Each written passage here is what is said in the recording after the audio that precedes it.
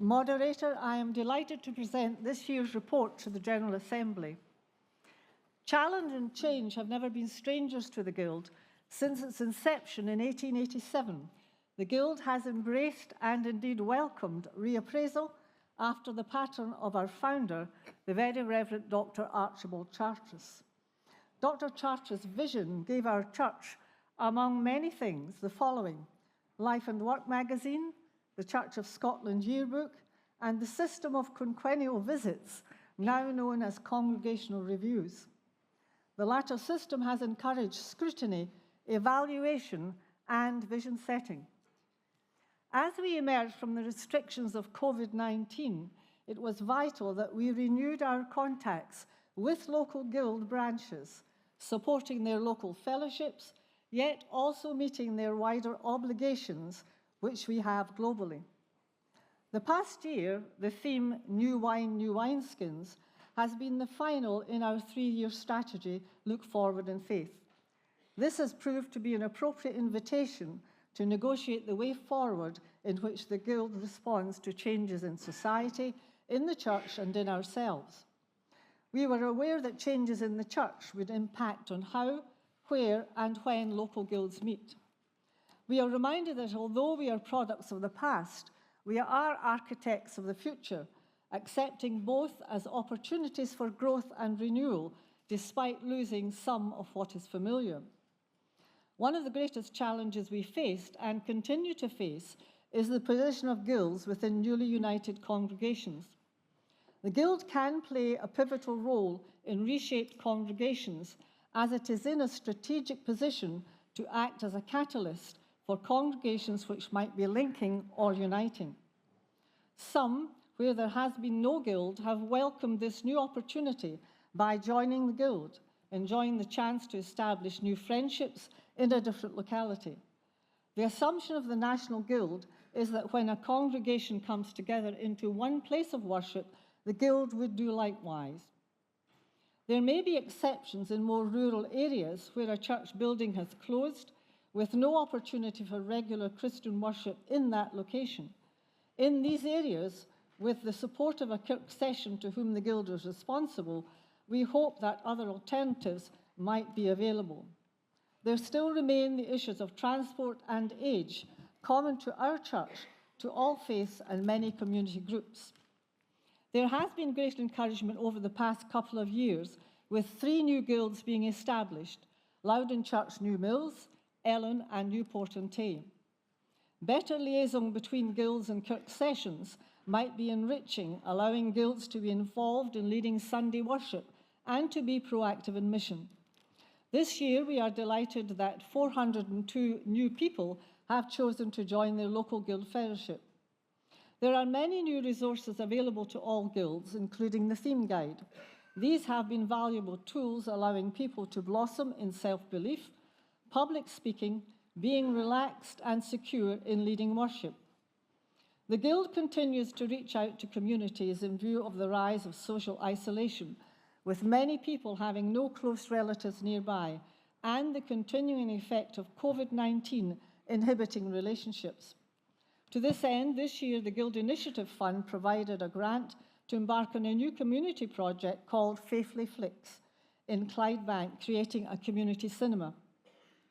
In Millport, the Guild, in partnership with the congregation and school, has developed a polyclub, a sheltered growing area which has cemented relationships within the community. Without doubt, one of the most inspiring days in the Guild calendar is the annual gathering, where last year 750 Guild members celebrated with sister organisations. This year, many joined us online, either from home or other venues.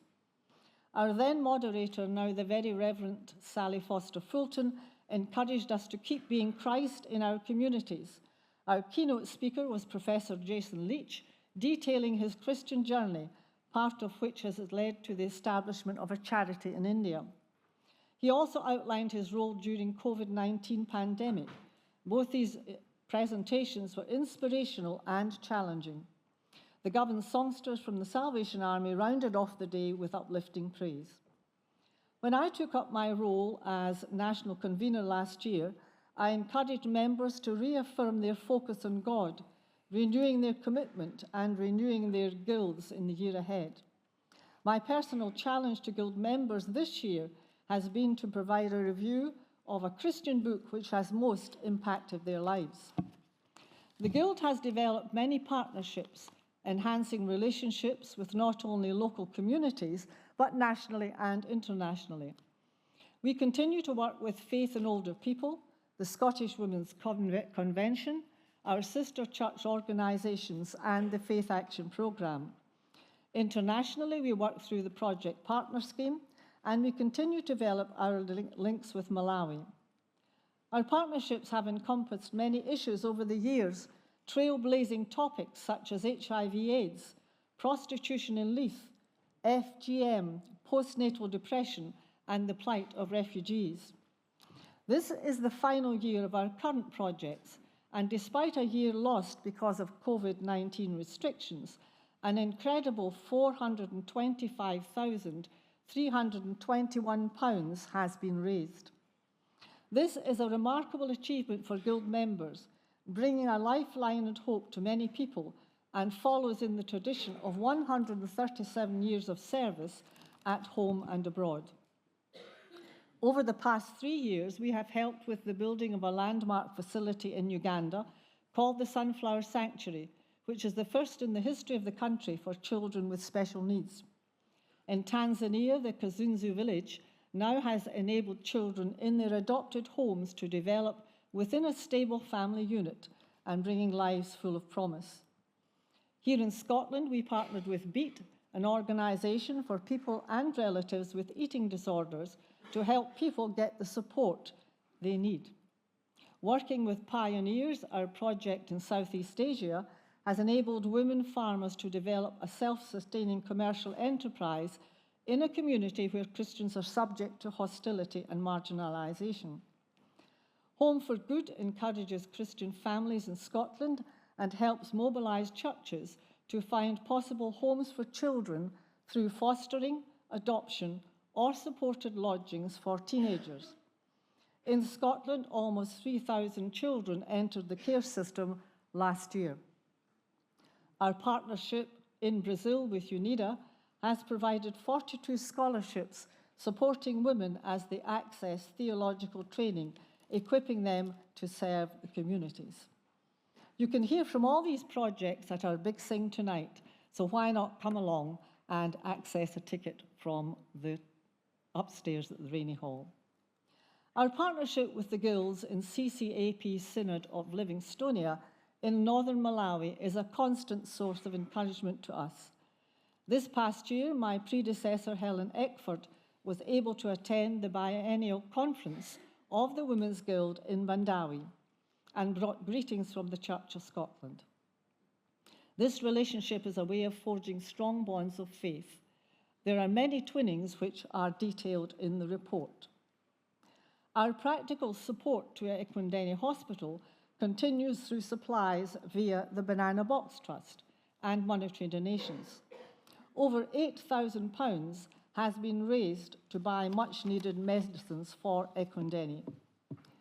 The Green Canopy Initiative has seen a tree nursery established at Ekwendeni, with future planting planned across 2 planting seasons in our 4 Twindenias.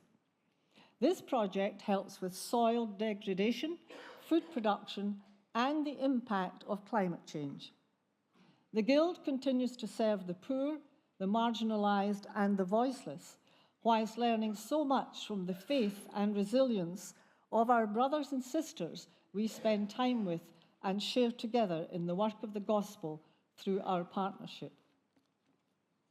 The new regional structure. One of the greatest strengths of the Guild is the energetic way it tackles the problems of the social context in which it operates.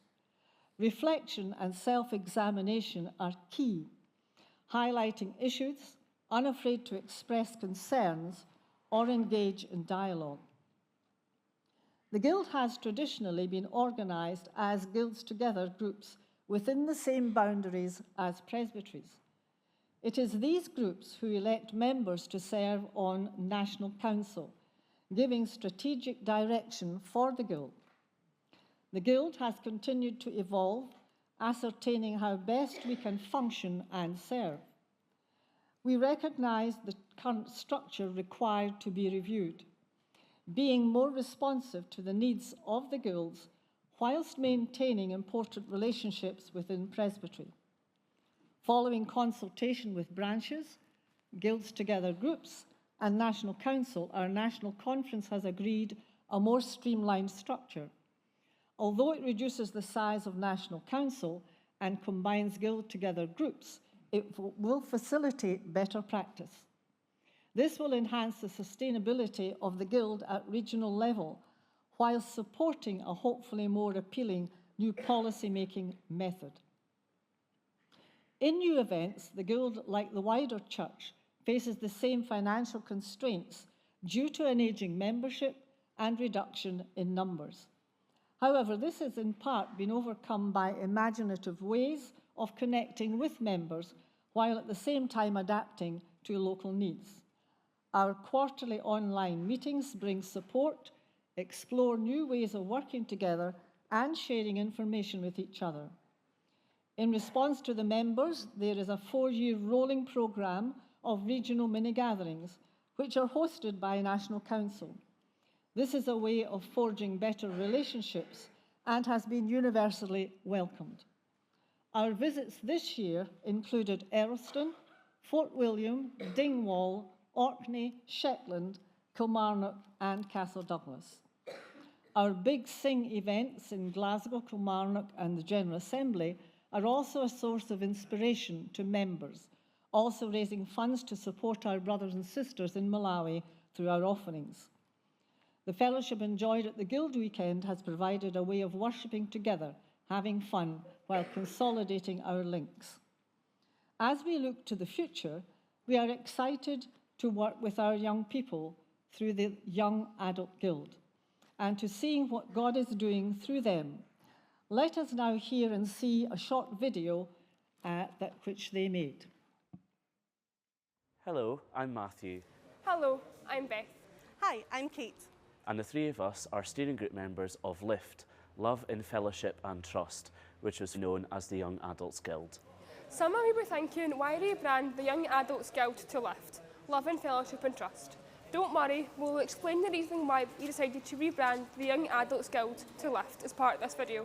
We also hope to give you an outline of what our group is all about, our aims and what we hope to achieve through our work, as together we would like to make this group grow after the initial success of the Young Adults Guild. The Young Adult Guild was formed by the three of us who were all youth representatives that got together at the 2022 Church of Scotland General Assembly. We all felt saddened by the fact that there isn't somewhere for young people and young adults to get together on a much wider scale. Some of you may remember there was a time where there was the National Youth Assembly, which is sadly no more. Since the National Youth Assembly was dissolved in 2019, we as a steering group felt that a gap needed to be filled as there wasn't a platform for young people to have their voices heard in the life of the church in Scotland. We are passionate about young people, mission and fellowship, and most importantly, Jesus. We wanted to start something where young people and young adults felt like they belong and are part of something, with a focus on mission, fellowship and discipleship. The steering group have decided to relaunch and rebrand the Young Adults Guild to LIFT, Love in Fellowship and Trust, to try and widen the appeal of the group. We felt that whilst the meetings were a success, we did this as a best attempt to grow the group. We decided that we wanted to start something new for young adults and were inspired to partner with the Guild as we knew that they are highly respected across the church and have been responsible for supporting and carrying out some incredible acts of mission over decades, while they also meet together in fellowship and connect together, building friends and discipleship, often over food and/or an activity.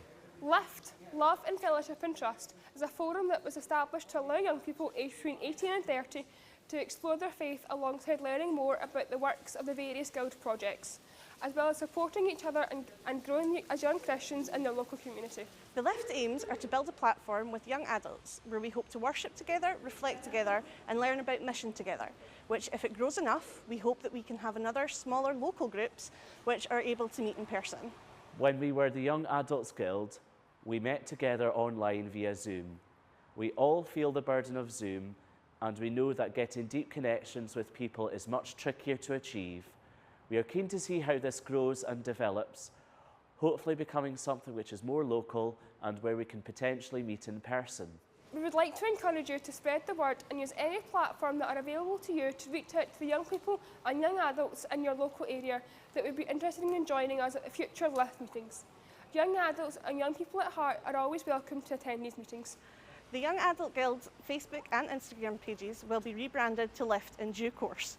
We will use these pages to share meeting information, including a sign-up form for our mailing list, which you will need to fill out in order to receive information of upcoming meetings. You will only need to fill out this form once. Although we have rebranded to LIFT, we are still working with and as part of the Guild. With thanks to the Guild, we're hoping to host a conference next year in early 2025 where young people can have their voices heard.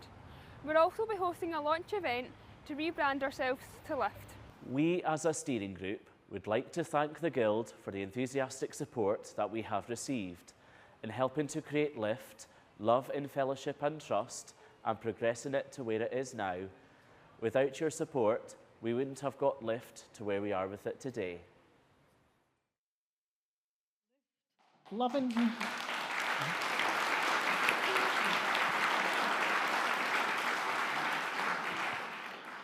Yes, it's inspirational to see young people instead of grey-haired people. Thank you, Convener. I would ask and encourage congregations, youth workers, ministers and presbyteries to support them and us by doing all you can to promote this venture, giving new impetus to the Guild in developing and securing its future, and encouraging and enabling young people at the same time. Their next meeting is in September, when they will hear from the People and Presence team and from Christian Aid about ways in which young adults can engage fully in the run-up to the general election. So do please promote that in particular and pray. The Church of Scotland Guild is in good heart, enthusiastic, enterprising, imaginative, and ready for future service. I have found this to be the case as I have made many visits so far this year. I have been warmly welcomed and found enthusiasm wherever I have gone. Our founder, Dr. Charteris, said, "What would be the ideal guild? It rises before me, the friendly gathering of old and young, each on trustful terms with all. A fragrance of kindness pervades the whole meeting, and the heart says, these are the disciples of Jesus, whose we are and whom we serve. Amen to that." Moderator, I present this report, and as I am not a commissioner, I invite the Principal Clerk to move the deliverance. Thank you. I so move. Seconded. Seconded. Thank you. Thank you, Convener. Any questions to the Convener before we move to receiving the report?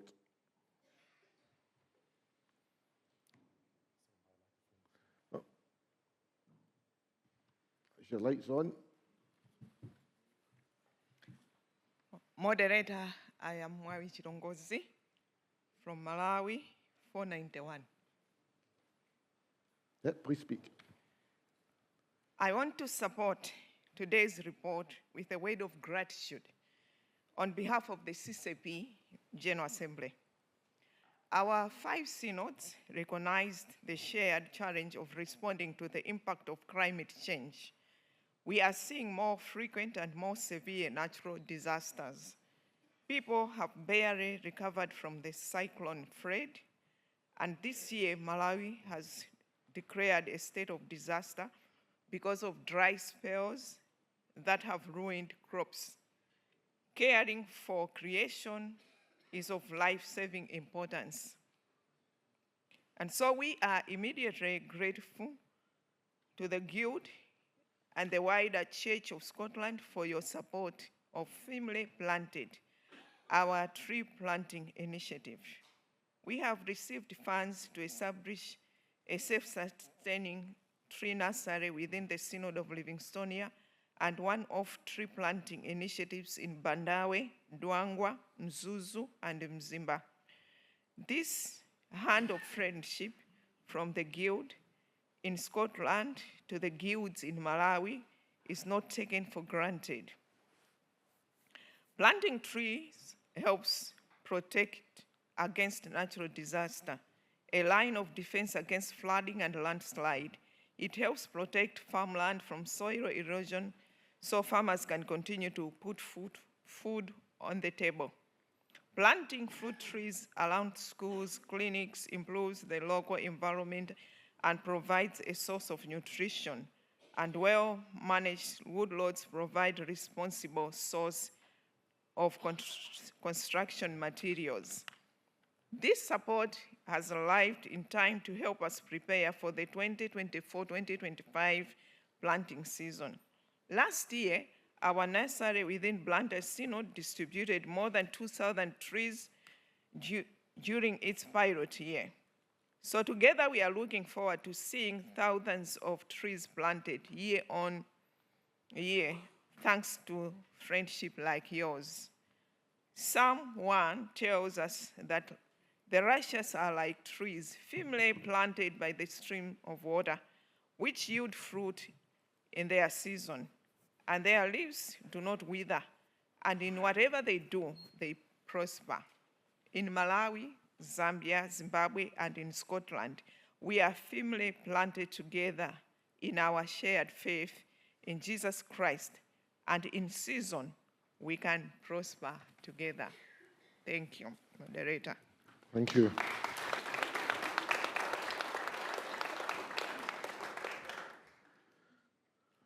We move to receiving the report. Does Assembly receive the report?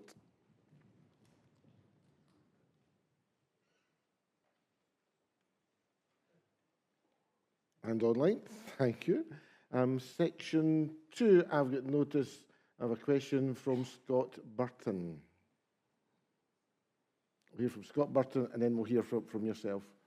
Scott, first of all. Thank you, Moderator. Scott Burton, number 221. Thank you to the convener and the committee for the report and just the incredible work that the Guild does. I'm astounded by what is achieved nationally and in our own local Guild. I welcome the clarity of Section 2, this deliverance about guilds coming together in a union. My question is, how will that be relayed to local guilds with that clarity? Obviously, I will be bringing it, but it would help if it was very clearly stated from the national level as well, because up until now, I've heard mixed messages. And so how will you plan to bring that clarity to the local level, please?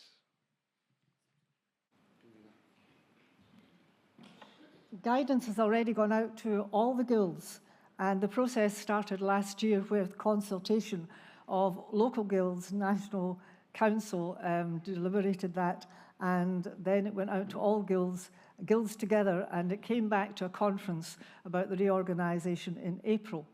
So all guilds should have information on that. Okay, thank you. Michael, are you wishing to say something first? No? That's fine. Yes, one of our overseas delegates. We give you your name and number, please. Moderator, I'm Reverend Ruben Msoya, number 497. Super, welcome. Moderator, Synod of Livingstonia. My colleague from Malawi was speaking on behalf of the General Assembly, speaking on behalf of the 5 synods. But I want to speak for my synod, Synod of Livingstonia. We want to thank God for the partnership between the guilds here and the guilds in Malawi. In particular, my congregation has already started benefiting from the partnership. Last year, 2023, we were visited by the convener here and the team, and they gave us some pounds to support Women's Guild. And through the donation, the Women Guild in my church, they are now involved in soap making. Locally, they make soap, laundry and bathing soap. And through the sales of this soap, that are able to support the needy in our community. Apart from the making of soap, they also managed, 2023-2024, they managed to plant around 1,800 pine trees as a guild. Adding to that, they're also involved in farming. They plant maize, they rear pigs, they plant groundnuts, cassava, and bananas. So we appreciate for the support that the guilds here in Scotland are giving to the guilds in Malawi. Let me take also this opportunity in advance to thank for the donation that the guilds are planning to give to the hospital at Ekwendeni. We appreciate for that. It is our prayer that this partnership will continue to the glory of God. Amen.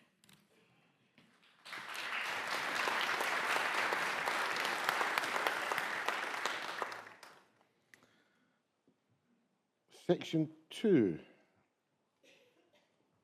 Read and online. Thank you. Section 3. All right, thank you. Section 4. Thank you. Section 5. Thank you. Section 6. You've got notice of a comment. Alexander Curry.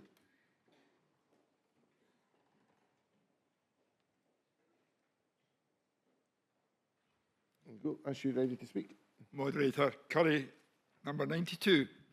I just want to commend the Guild for all their efforts in fundraising for the project partnership scheme that's listed in number 4.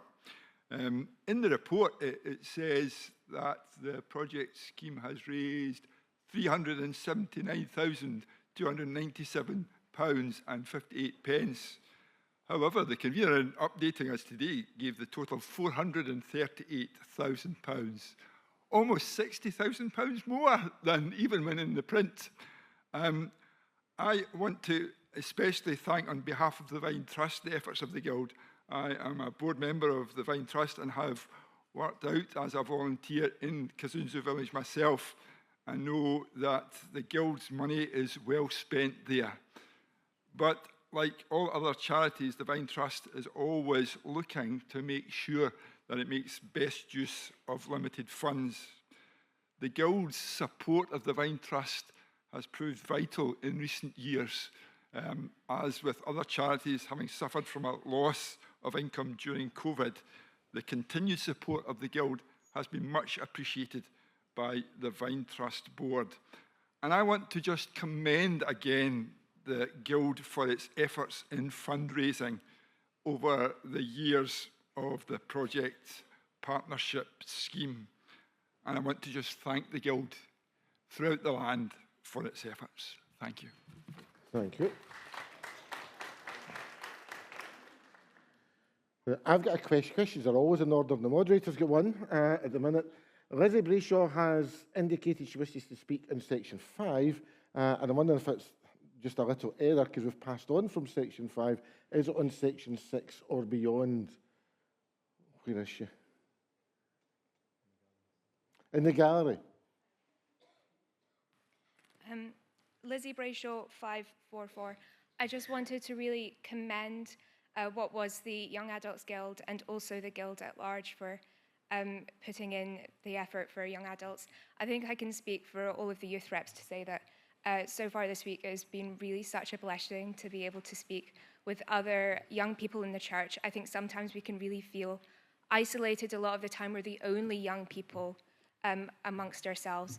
And to have this coming up, I'm really excited to see what you can do, and I'm really would love to be a part of it. Yeah, and I just want to really thank both the Young Adult Guild for getting that started and the Guild for facilitating this. Thank you, moderator. Right, thank you. Right. We're on section 6, but thank you for the contribution. Is that approved by the Assembly? And online, thank you. Section 7. Is that approved? And online. and section 8. Is that approved?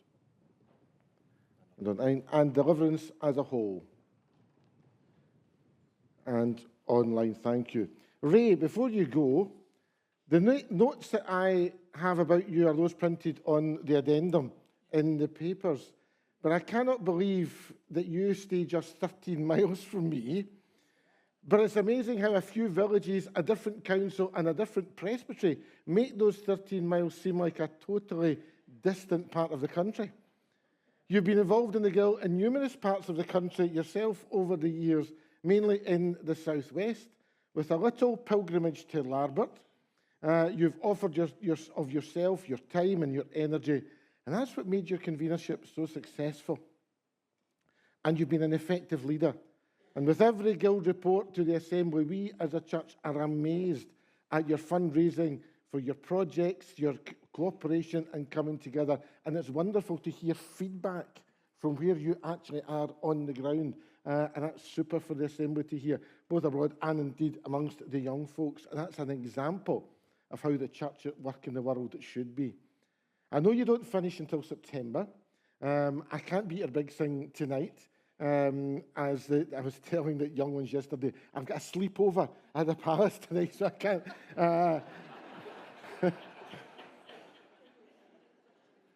And if you were at St Giles on Sunday, I wonder what size of pyjamas. Maybe. So my apologies for tonight, but I will be back here with you at the annual gathering to celebrate communion, and I'm so looking forward to it. But it's important that the Assembly rightly acknowledges the service, and on behalf of the church, I thank you. And maybe once your term of office is finished, and mine has finished, we can travel those 13 miles, because we have wonderful coffee shops in our part of the world. We can travel those 13 miles and have a coffee and a cake together. I will bring the greetings of the General Assembly to you in September, but in the meantime, please pass on to the Assembly's deep appreciation to the Guild for all its work. God bless you, and enjoy your retirement, or this next or latest retirement in your service to Almighty God through Jesus Christ our Lord. Thank you. Please have our best wishes. Thank you.